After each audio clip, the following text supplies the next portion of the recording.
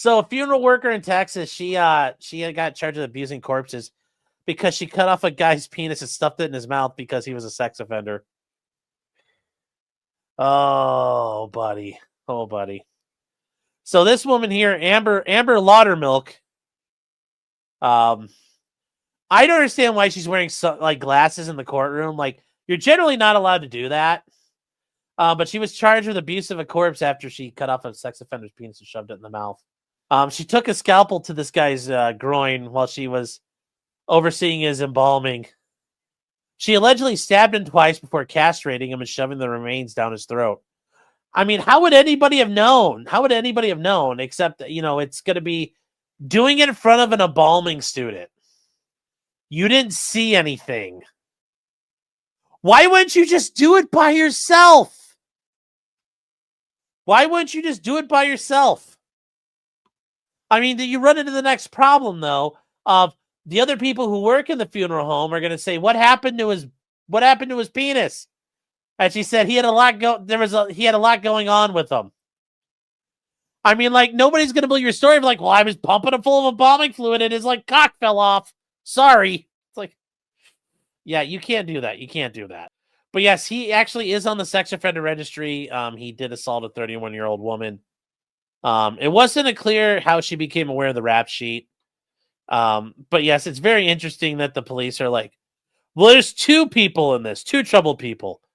The victim, who was a sex offender, and the defendant who viciously attacked his dead body. And you're like, well, oh, and this is him. This is the guy who was the sex offender. Doing the sex offender shuffle. And no matter what one thinks of his life, the law requires to be treated with dignity and death. And that's true.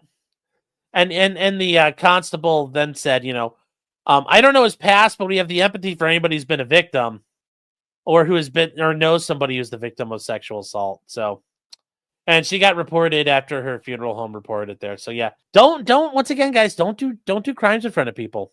Was the defendant also a sex victim? I don't know. And that's something you could bring up as like a defense. Like, you could try temporary insanity. I don't know how that would work in Texas, but you could start hammering on maybe she was a sex offender. Maybe he looked like someone who had assaulted her in the past. There's a lot of things she could probably try to use to her benefit. Remember, this is also going to be a case where when you charge this, it's going to go in front of a jury. And is a jury going to want to sit there and convict this woman for cutting a pedophile's penis off, or a rapist? He's not a pedophile. He's a rapist. He raped a 31-year-old woman or sexually assaulted her. Are you really going to want that? As a jury, are you going to convict a woman who cuts the dick off as a sex offender? Well, he's dead. It wasn't like he was alive when he did. I mean, a lot of people are like, I wouldn't mind that. So I don't know if they charge this. I almost think you kind of want to go to trial. Like, fuck it. It's a misdemeanor. Let's see what happens. I'm betting you could find somebody because you're going to have to think about it.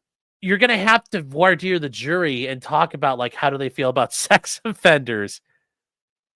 And I think you're going to run into a situation where it's like, do you think sex offenders are entitled to like dignity? And I don't think you're going to find any. Remember, this is kind of one of those deals where if you ask a question with the socially acceptable answer, you're going to get the socially acceptable answer most of the time.